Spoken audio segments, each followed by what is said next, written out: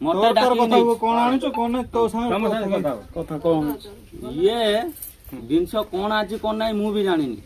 ମତେ ଟଙ୍କାଟେ ଦେଇନି ମୁଁ ବି ଜାଣିନି କୋଉଠି ରଖିଛୁ କଣ ଯାଇଥିଲୁ କଣ ପାଇଁ ଖାଲି ସାଙ୍ଗରେ ଯାଇଥିଲି କେବଳ ମୋ ସାଙ୍ଗରେ କେରଳ ଯିବ ବୋଲିକି ପଦାରେ ସାଙ୍ଗ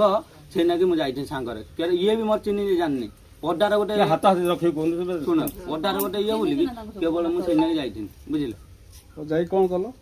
ଯାଇକି ସେ ଜାଗା ଉପରକୁ କେବଳ ଗାଡି ବୁଲେଇକି ନେଇକି ଆସିଛି ମତେ କୁହ ଜିନିଷ ତମେ ରୁମ ରୁ ଆଣିଲ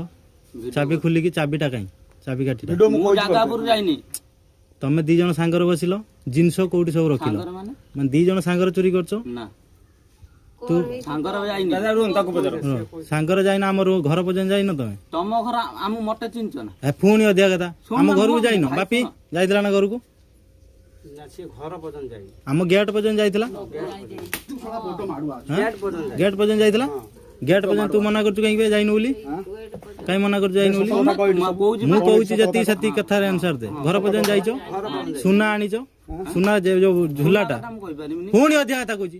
ତୁ ଜିନିଷ ରୁମ ରୁ କାଢି ଜାଣିନୁ ଗେଟ୍ କତର ଠିଆ ହେଇଥିଲା ସିସି କ୍ୟାମେରା ତୁ ଫଟୋ ଉଠିଛୁ ତୁ ମନା କରୁଛୁ କଣ ଭାଇ ଦି ଜଣ ଫଟୋ ଉଠିଛୁ ତୁ ମନା କରୁଛୁ କଣ ମାନେ ମତେ କଣ ଦେଖିଛ ପୁଣି ଅଧିକା ବୁଲେଇକି ଆଇଟି ଦେଖିଛ ତ ଗାଡି ବୁଲେଇଛୁ ସେ ଯୋଉ ଆଗର ବିଲ୍ଡିଂ ଟା ଅଛି ତା ଗେଟ୍ ଲାଗିଛି ତମେ ସେଇଠୁ ଦି ଜଣ ବାଇକ ରେ ବୁଲିଛ ହଁ ତମର ଆସି ଫ୍ରଣ୍ଟ ଗେଟ୍ ବାଟେ ବାଲି ବାଟେ ଗଳିଛ ନା ରୁମ୍ ଭିତରୁ ଚାବି କିଏ କାଢିଲା ମୁଁ ରୁମ୍ ଭିତରୁ ମୋ ଚାବି କିଏ କାଢିଲା ତାକୁ ନେଇଛୁ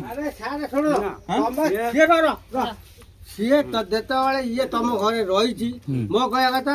ଇଏକୁ ଇଏ ଡକେଇଛି ସାଙ୍ଗ ବୋଲି ଡକେଇଛି ଇଏ ଗାଡି ମୋ କଥା ଶୁଣନ୍ତୁ ସେ କଥା ମୁଁ କହୁଛି ମୁଁ ଯେତିକି ଆନ୍ସର ପାଇଛି ମୁଁ ସେତିକି କହୁଛି ବାପି ମତେ ରୁହନ୍ତୁ ରୁହନ୍ତୁ ଚାବି କାଢିଲା କିଏ ରୁମ୍ ଗୁହାଳର ବାଟେ ଚାବି କିଏ କାଢିକି ଆଣିଲା ଏ ଦି ଜଣ କହିଲ ଯୋଉ ଦି ଜଣ ପଶିଥିଲ ବୋଲି ଚାବି ମୁଁ ଖୋଲିଛି